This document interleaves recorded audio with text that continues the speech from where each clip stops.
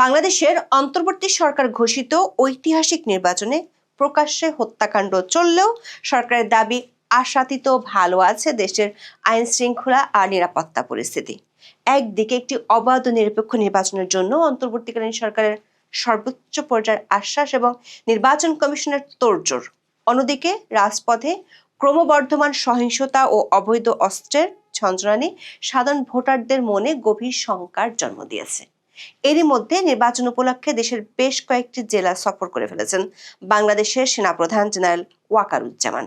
আনুষ্ঠানিকভাবে এসব সফরে জেনারেল ওয়াকার আসন্ন ত্রয়োদশ জাতীয় সংসদ নির্বাচন ও গণভোটে দায়িত্ব পালনের ক্ষেত্রে সেনার সদস্যদের সর্বোচ্চ পেশাদারিত্ব, নিরপেক্ষতা এবং শৃঙ্খলা বজায় রাখার নির্দেশ দিয়েছেন। এমনটাই দাবি করা হয়েছে সেনা সদর থেকে। প্রশ্ন উঠেছে, জেনারেল ওয়াকার তার সবগুলো সফরে নিরপেক্ষতা আর পেশাদারিত্বের কথা বললেও ম্যাজিস্ট্রেসি পাওয়ারের মতো শক্তিশালী আইনি ক্ষমতা থাকা সত্ত্বেও মাঠ পর্যায়ে সহিংসতার গ্রাফকে নিম্নগামী করতে পারেনি বাহিনীটি। উল্টো শেরপুরে বিএনপি জামাত সংঘর্ষের পর সেনাবাহিনী আদৌ নিরাপত্তা দিতে পারবে কি না সে প্রশ্ন বড় হয়ে দেখা দিয়েছে। একাধিক সূত্র বলছে, বর্তমানে আইন শৃঙ্খলা পরিস্থিতির যে অবস্থা তাতে নির্বাচনকে ঘিরে জেনারেল ওয়াকার দ্বিমুখী সংকটে পড়েছেন। একদিকে গোয়েন্দা রিপোর্টে বলা হয়েছে কমপক্ষে 5 ধরনের নিরাপত্তার ঝুঁকি নিয়ে এগোচ্ছে জাতীয় সংসদ নির্বাচন। সে ঝুঁকিগুলো ঠেকাতে গিয়ে সেনাবাহিনী কঠোর হলে আন্তর্জাতিক বিভিন্ন সংস্থার পক্ষ থেকে চাপ আসতে পারে। আবার নির্বাচনে যদি বড় ধরনের কারচুপি হয় বা সেনাবাহিনী কোনো বিশেষ পক্ষ নেয় তবে তা শান্তিরক্ষী মিশনে বাংলাদেশের অবস্থানকে দুর্বল করতে পারে। প্রশ্ন হলো, সেনাবাহিনীকে বিশেষ ম্যাজিস্ট্রেসি ক্ষমতা দিয়ে মোতায়েন করা সত্ত্বেও পরিস্থিতির দৃশ্যমান উন্নতি না হওয়া এবং সেনা প্রধানের দেশব্যাপী সফরের মধ্য দিয়ে তিনি আসলে কি বার্তা দিতে চাইছেন? বিস্তারিত জানতে চলুন যাওয়া যাক বিশ্লেষণে।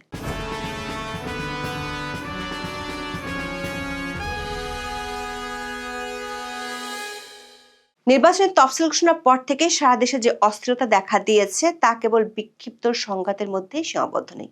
সবশেষ শেরপুরে প্রার্থীদের নির্বাচনী ইশতেহার পাঠ অনুষ্ঠানে চেয়ারে বসাকে কেন্দ্র করে বিএনপি নেতাকর্মীদের সঙ্গে সংঘর্ষে জামাত ইসলামের শ্রীবর্দী উপজেলার সেক্রেটারি রেজাউল করিম নিহত হয়েছেন। কেবল শেরপুরের এ ঘটনাই নয়, 11 ডিসেম্বর তফসিল ঘোষণার পর থেকে আরো 3টি রাজনৈতিক হত্যার ঘটনা ঘটেছে। পুলিশ সদর দপ্তরের হিসাব অনুযায়ী গত 12 ডিসেম্বর থেকে 26 জানুয়ারি পর্যন্ত 45 দিনে সারা দেশে 144টি নির্বাচনী সহিংসতার মধ্যে প্রতিদ্বন্দ্বী সমর্থকদের মধ্যে সংঘর্ষের ঘটনা ঘটেছে 55টি। এছাড়া ভীতি দেখানো এবং আক্রমণাত্মক আচরণের ঘটনা ঘটেছে 11টি। প্রার্থীর উপর আক্রমণের ঘটনা 6টি, অবৈধ অস্ত্রের ব্যবহার 2টি। এর মধ্যে কুমিল্লা ও লক্ষ্মীপুর জেলায় প্রতিদ্বন্দ্বী প্রার্থীদের সমর্থকদের মধ্যে 4 দফা করে সংঘর্ষের ঘটনা ঘটেছে, যা অন্য জেলাগুলোর মধ্যে সবচেয়ে বেশি। শেরপুরে জামাত নেতাকে নৃশংসভাবে খুন করার পরদিনই সরকারি প্রচার মুখগুলোর দাবি রাজনৈতিক দলগুলো যথেষ্ট সহিষ্ণু, ভোটের আগের দিনগুলো ভালো যাবে। আর সরকারের স্বরাষ্ট্র উপদেষ্টা জাহাঙ্গীর আলম চৌধুরী আইন শৃঙ্খলা পরিস্থিতি নিয়ে সকালে এক কথা আর বিকেলে আর এক কথা বলেন। 27 জানুয়ারি তিনি বলেছিলেন, নির্বাচনকে কেন্দ্র করে দেশে অস্থিতিশীল পরিস্থিতির কোনো শঙ্কা নেই। এমন দাবির পেছনে তার যুক্তি হলো, দেশে আওয়ামী লীগের নেতাকর্মীরা নেই, তাই আইন শৃঙ্খলা পরিস্থিতি অবনতিরও আশঙ্কা নেই। পরদিন মানে 28 জানুয়ারি স্বরাষ্ট্র উপদেষ্টা দাবি করেন, নির্বাচনের প্রস্তুতি প্রত্যাশার তুলনায় অনেক ভালো। তার এমন দাবির পেছনে যুক্তি ছিল, নির্বাচনের সঙ্গে যারা জড়িত এখানে কোনো আওয়ামী লীগের দোসর বলতে কোনো কিছু নাই। এখানে সবাই নির্বাচনের জন্য প্রস্তুত, এখানে সবাই খুব ভালো এবং সৎ অফিসার। স্বরাষ্ট্র উপদেষ্টা যখন শয়নে স্বপনে আওয়ামী লীগ মুক্ত নির্বাচন দেখছিলেন, তার ঠিক 24 ঘন্টার মধ্যে সরকারের 2 মিত্রের মারামারিতে একজনকে প্রাণ দিতে হলো। আর তাতেই 29 জানুয়ারি পাল্টে যায় তার বচন। এবার তিনি বললেন, নির্বাচনে কোনো ব্যালট বাক্স ছিনতাই হলে কেউই রক্ষা পাবে না। স্বরাষ্ট্র উপদেষ্টা যতই নানা ধরনের কথা বলুক, গোয়েন্দা রিপোর্ট বলছে শঙ্কার কথা। সরকার একাধিক গোয়েন্দা সংস্থা এবারে নির্বাচনকে দেখছে চরম আতঙ্কের একটি নির্বাচন হিসেবে। তাদের রিপোর্টগুলোতে 5 ধরনের নিরাপত্তা ঝুঁকির কথা বলা হয়েছে ভোটারদের মধ্যে আতঙ্ক সৃষ্টি কিংবা কোথাও কোথাও কেন্দ্র দখলের মতো পরিস্থিতির শঙ্কা তৈরি হয়েছে। ভোটের আগে বা ভোটের দিন হঠাৎ নাশকতামূলক ঘটনা ঘটিয়ে আতঙ্ক ছড়ানোর চেষ্টা হতে পারে। এতে বিস্ফোরণ, আগুন, ককটেল বা সহিংস হামলার মতো ঘটনা ঘটতে পারে, যার উদ্দেশ্য হবে ভোটারদের কেন্দ্রমুখী হওয়াকে বাধাগ্রস্ত করা।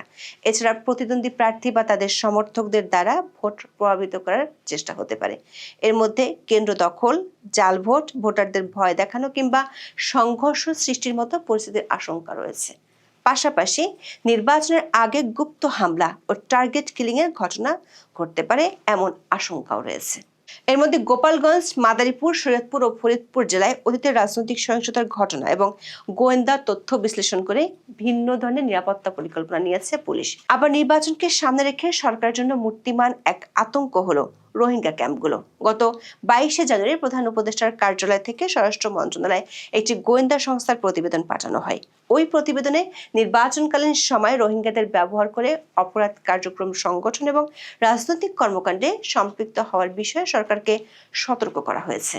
এর আগে নির্বাচনের সময় নির্বাচন কমিশন রোহিঙ্গা ক্যাম্পগুলো সিল করার সিদ্ধান্ত নিয়েছিল, কিন্তু গোয়েন্দা সংস্থাটি সিল করা সম্ভব নয় বলে মত দিয়েছে, বরং নিরাপত্তা বাড়ানোর সুপারিশ করেছে তারা। প্রতিবেদনে ক্যাম্প এলাকায় নষ্ট হয়ে পড়ে থাকা সিসি ক্যামেরা মেরামত করতে প্রয়োজনীয় অর্থ বরাদ্দের কথা বলা হয়েছে। ওই গোয়েন্দা প্রতিবেদনে বলা হয়েছে রোহিঙ্গা ক্যাম্পে থাকা অবৈধ অস্ত্র কিংবা বিভিন্ন গ্রুপকে ব্যবহার করে নির্বাচনকালীন সময়ে স্বার্থান্বেষী মহল কক্সবাজার বা দেশের অন্যান্য স্থানে নাশকতামূলক কর্মকাণ্ড করতে পারে। এসব গোয়েন্দা তথ্য নিয়ে পুলিশ সদর দপ্তর, সেনা সদর, স্বরাষ্ট্র মন্ত্রণালয় ও প্রধান উপদেষ্টার কার্যালয়ে গত কয়েকদিনে বেশ কয়েকটি বৈঠক হয়েছে। সূত্রগুলো বলছে, সরকারের পক্ষ থেকে যতই মনোবল চাঙ্গা রাখার মতো করে কথা বলা হোক না কেন, মাঠের পরিস্থিতি একেবারেই ভিন্ন। নির্বাচনী প্রার্থী কিংবা তাদের প্রচারণায় হামলার সংখ্যা বাড়াতে চিন্তিত সরকার ও প্রশাসন। আর এমন দুশ্চিন্তার মধ্যে সেনাপ্রধান জেনারেল ওয়াকারুজ্জামান দেশব্যাপী সফর শুরু করেছেন। গত 22শে জানুয়ারি থেকে তিনি এই সফর শুরু করেছেন। 22শে জানুয়ারি চট্টগ্রাম ও কুমিল্লায়, 27শে জানুয়ারি রংপুর ও রাজশাহী, 28শে জানুয়ারি পটুয়াখালী ও খুলনা এবং সবশেষ 29শে জানুয়ারি কক্সবাজার ও সিলেট সফর করেন।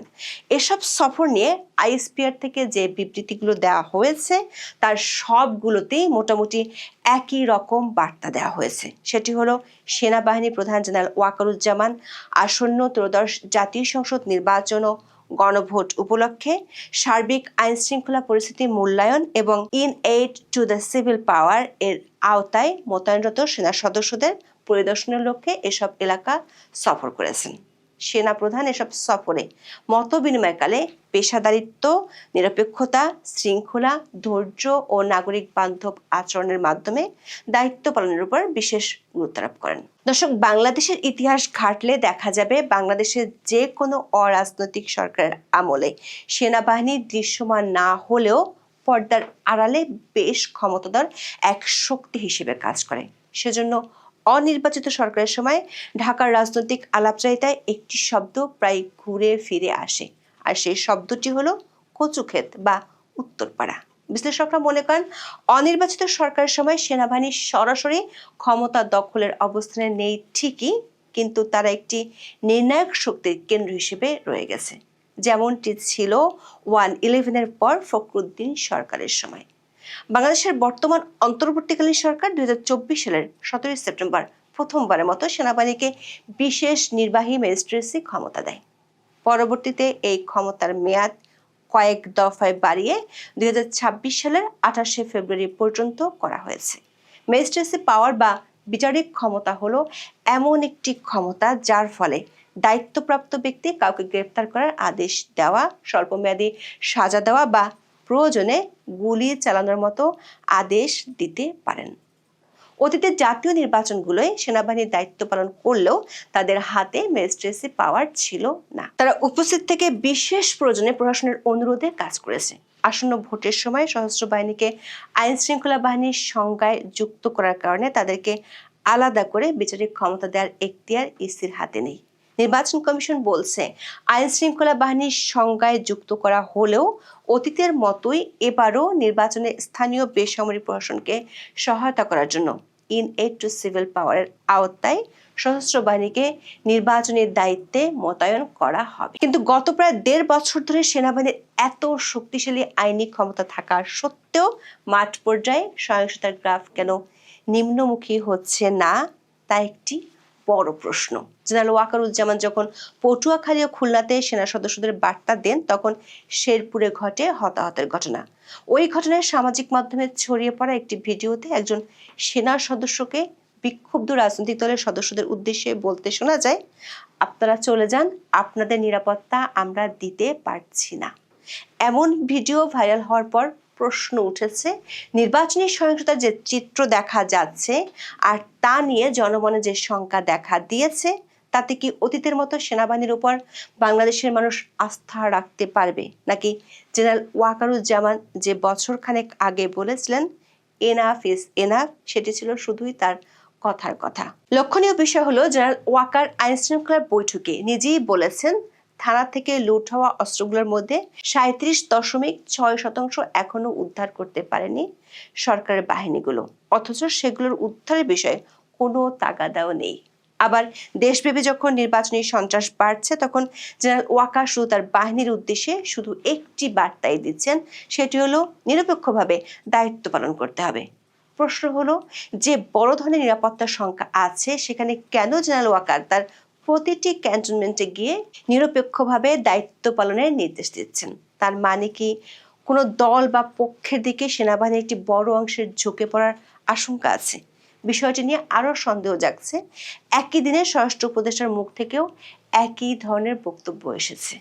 তিনি 29 জানুয়ারি রাজারবাগ পুলিশ অডিটোরিয়ামে একই নির্দেশ দিয়েছেন। সূত্রগুলো বলছে, বর্তমানে আইন শৃঙ্খলা পরিস্থিতির যে দশা, তাতে নির্বাচনকে ঘিরে জেনারেল ওয়াকার ও তার বাহিনী পড়েছে উভয় সংকটে।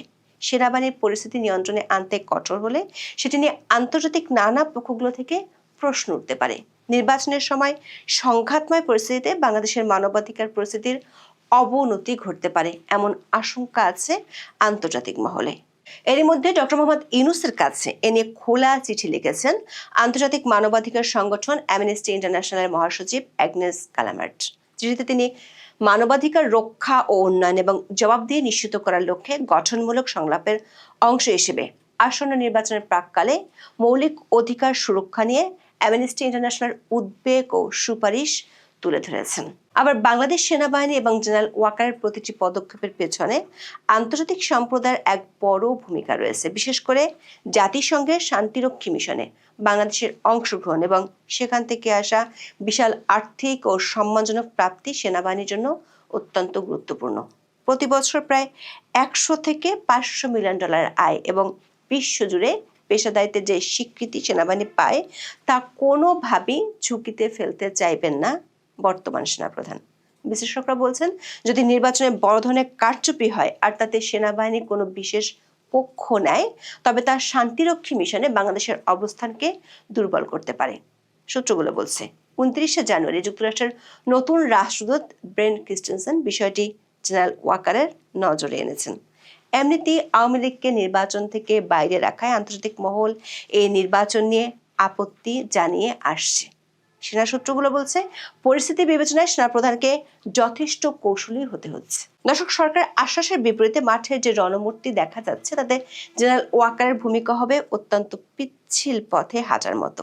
তিনি যদি খুব কঠোর হন, তবে তার সামরিক হস্তক্ষেপ হিসেবে চিহ্নিত হতে পারে। আবার যদি তিনি খুব নরম থাকেন, তবে দেশ এক ভয়ঙ্কর সংঘাতের দিকে চলে যেতে পারে। এখন এ পর্যন্ত। সবাই ভালো থাকুন, সুস্থ থাকুন, নিরাপদে থাকুন। দেখা হবে আগামী পর্বে।